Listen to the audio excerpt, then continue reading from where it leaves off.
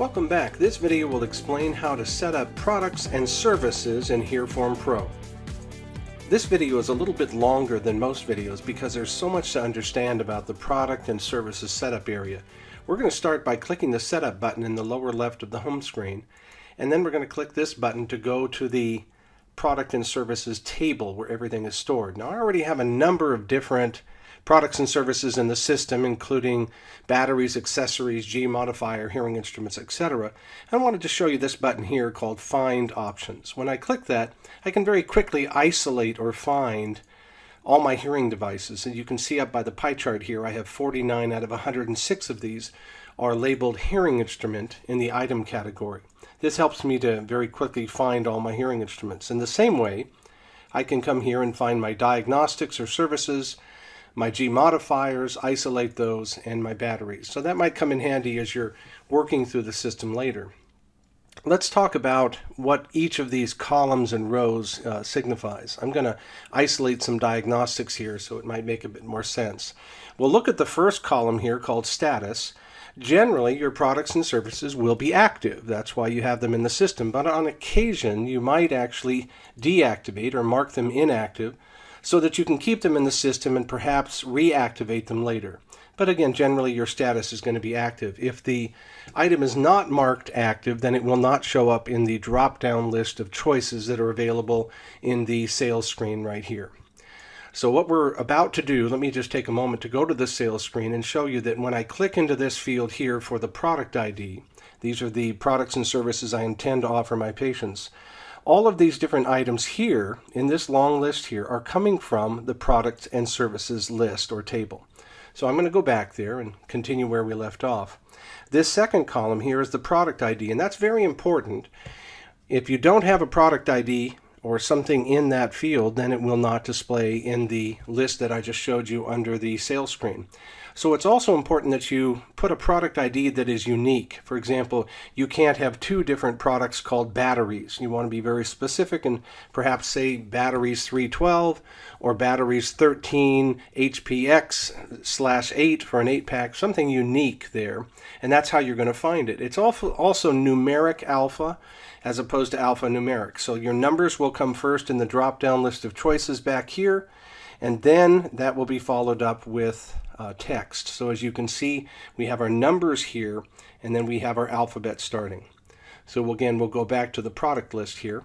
The product ID is very important. The CMS code is important. Let me stretch that field just a little bit so you can see it better. That's important if you plan on using HearForm to do your electronic billing for claims or printed claims.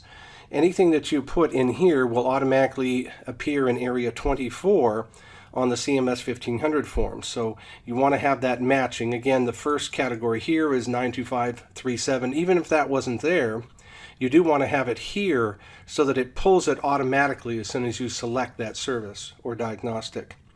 Here is an item category, and the item category is very helpful so that we can do some extensive financial reporting for you later. For example, I want to sometimes differentiate my sales between how many were packs of batteries, how many were accessories, how many hearing instruments and repairs, etc. It's very helpful if you itemize this here with a very unique category for that. For example, hearing instruments or devices would be categorized along with their supplier and circuit and size separately than they would be with batteries or repairs, etc. So you can choose from any number of items in this drop-down list or click the edit button here, and then you can actually edit that list and put in your own. I recommend that you put them in alphabetically so that you can find them easily there. So just enter those there. If you want to squeeze that in and put something that starts with an F there, then you can put that after using the return key to knock it down one level. I'm going to press cancel and not save my change. So the supplier, in this case, it's a little bit of a little bit confusing because it says supplier and yet you see this number here. Well, generally, let's go back and look at our hearing instruments. Generally, the supplier makes a lot more sense with hearing instruments. So I see my Widex, Oticon, Phonak, Resound, etc. Products right here, and yet when I look at my excuse me, I didn't mean to do that. I want to go back to my find options. When I look at my diagnostics here, I see a number there. So that field is essentially a category under items. So we can see all our hearing instruments, diagnostics, and batteries in this area of our hearing instruments. We might want to see how many again are Starkey or Resound or Phonak, etc. And then underneath that we'll see those circuits. So this is the proper way to set up for diagnostics. You would put in the item category. The supplier could just be the general purpose code here, and then you would put in the detail essentially. The circuit in this case is detail. So sorry that that's a bit confusing, but it'll make a bit more sense later when we look at some of our financial reports. In the same way, we're going to look at size here. You generally wouldn't put a size. You don't need to fill in each of these fields. But I'm going to come back again to the hearing devices area, and you'll see that it does come in handy if I want to differentiate an Evoke 440. For example, if that family of products comes as an ITC, ITE, CIC, RIC, BTE, etc., then I can differentiate those in my reports just by putting that here. I'm then going to put in a battery size in many cases, so I don't have to pull that automatically into a variety of places within HearForm, but it is not essential or required. It's also not required, but it is very helpful to put in a technology level, and that way we can track how many of your hearing instruments that were sold were entry-level, mid-level, advanced, or again, for different groups they may have designations such as AGX 1, 3, 5, 7, and 9, that sort of thing. So the technology will allow us to see what kind of technology is being fit by office location or by clinician, etc. And then we come to the quantity, and the quantity is generally going to be the number 1, and this gets a bit confusing as well because, as you well know, a monaural is one hearing instrument, so we're going to put a quantity of 1 and an actual quantity or a quantity actual of 1 as well. But a binaural product is a quantity of 1 but an actual quantity of 2, and the reason we do that is insurance companies really prefer to have one binaural or one monaural as opposed to 2 monaurals listed on a CMS 1500 claim form. So we set this up here so that the insurance company is happy with the quantity here with the appropriate HCPCS code associated with that. Here we have a legend here that gives you an idea of how all of these work. And that number 2 is essential for us later to see how many hearing instruments we really fit or returned at the end of a period of time. So you do want to use the quantity of 1 for a monaural and a binaural, and the actual quantity of 2 for a binaural and 1 for a monaural. We'll come back to that in a moment as well when I talk about device creation, an engine that we have that makes it easier to create devices. You would then put in the price. This is a high price here, but let's say for a monaural, let's say I charge $3, $4, $5, $6. I'm just putting in random numbers, and let's say I pay the manufacturer $2, $3, $4, $5 for that device. Whatever the numbers are, they may be higher or lower, of course. Those the price is the retail price that we intend to have the patient pay, and the cost is what we will end up paying to the supplier or manufacturer. So this will help us to determine later what our profit is, our margin, of course our average sales price, things like that. But it's important to get the price in there. It's not mandatory that you put the cost in, but that is very helpful. Now the cost can be hidden, certainly from the patient. That may not be appropriate for the patient to see the cost of your products. We can also hide the cost from any desired team members with your staff. So that would not necessarily be visible unless you want that to be visible to different staff members. The price adjustment is essentially put in as a positive. If you want to put in, for example, a full manufacturer suggested retail price, let's say that they suggest 5, 6, 7, 8 for that, and you're not really going to sell that product or fit that product for that price, you can put in a cost of, for example, $2,000, and this will give the ultimate price of, $36.78 is what that would ultimately come out as. And you can put an adjustment reason here. For example, we would say not an insurance write-off in this case, but a discount or something like that. Now the benefit to doing that, I'll come back to it later on an invoice and show you, is that it will automatically fill in all that information for you. It'll make a bit more sense when you see this as an invoice. The modifier can automatically be pulled onto the CMS form. If you want, you can use some of these modifiers or just leave that blank. We're going to scroll over a little bit now and see a bit more.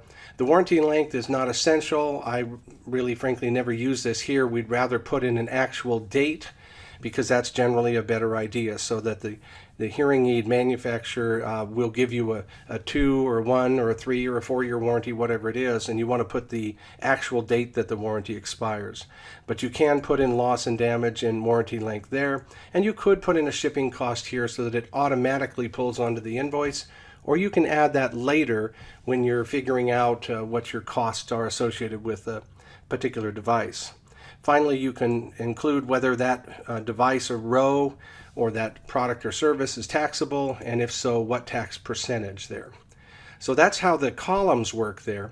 Let's look at a few other things. And again, I apologize that this is a longer video, but it's a very important part of the program. So I'm showing all products and services, then I'm going to hit this button up here to hide everything and show you how this device creation area works here. In this area here, I can put in a new circuit name, and I'm just going to type in something generic here. I'd put in a manufacturer name, and then I could put in a battery size if desired. Then I would click one of these buttons here, and doing so, notice it created 2 products right down here below, and it put in the appropriate HCPCS code or CMS code for the RIC product. I could then do the same thing with an ITC, still with a 312, and if that particular family again of circuits or models, you may call it, if it allows for a CIC, you can do that. And again, I'll also do a 312 here, excuse me, a 13 rather, and do an ITE product. So notice that each one of these is unique, both for the monaural and binaural, and both for the ITC, CIC, etc. So we're going to look under our legend again and see that our calculation engine that's creating these quickly is allowing you to create those and using these codes here. So it's just a little bit of a quicker way to create your products and services simply by clicking the device creation button, and then you could put in a Widex, Savantos, etc. And put in those circuits there and add your new products and services if desired. Now generally you're going to use the supplier name in the product ID so that you can find all of your Phonak products in one area, all of your Resound products in another area, etc. And then we generally do want to create those products with monaural and binaural descriptions or designations, but if you don't plan on using HearForm to do insurance billing, then you can uncheck that box and simply create a single line like that. It's up to you. So let's look at a couple other things here. Once I've added the price for this product here, I'm going to add again 3333 for a price, and let's say 2222 for the cost. There is a button here that says send price and cost to the line below, which is the binaural, times 2. So let's see what happens when I do that. It basically is just a calculator, just so that I don't have to double that. So if a monaural costs $33.33, then in many cases the binaural may be double that. And if my cost is $22.22, then my cost may also be double that. So that's what this little button is right here.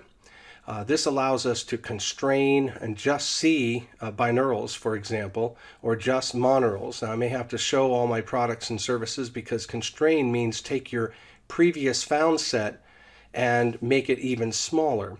But what I'm going to do is I'm going to right-click New Digital and find all my new digitals again and constrain those to just monaural. So as you can see, that might make it easier for you on occasion. We can also export these products and services automatically, or it will ask you, and it's a little bit slower, but you have a little bit more control over it that way. So let's do a little bit more here, and let's say I want to manually create my own product and service. I'm once again I don't have to do this normally, but I'm going to show all my products and services and then hide them just to make the screen a little bit less busy here. So to create a new product and service, or a new row essentially, I'll just click that button, and I can put in that it's a hearing instrument and it's a Phonak or whatever it is, and I'll just put in a dumb name here, just call it another digital, and put in other information right here. So once I put that in here, I do want to put a product ID in there. Let's say that's a mid-level. And this is a manual way of doing it if you're not going to use our device creation. But I do want to do a product ID. Remember, that's essential for it to show up in the drop-down list. So I'm going to set the selected row ID, as you could see, by just clicking that button. And it puts the Phonak, another digital RIC right there. And that might be helpful, or sometimes you can just, excuse me, let me press cancel here. But this will set your whole found set to that instead of an individual row. In this case, my whole found set is just one. But you do want to use caution when using that button, because if you have a large group, well, it could change the whole product ID for that large group. But it is a time saver, in other words. So you just want to be aware of that there.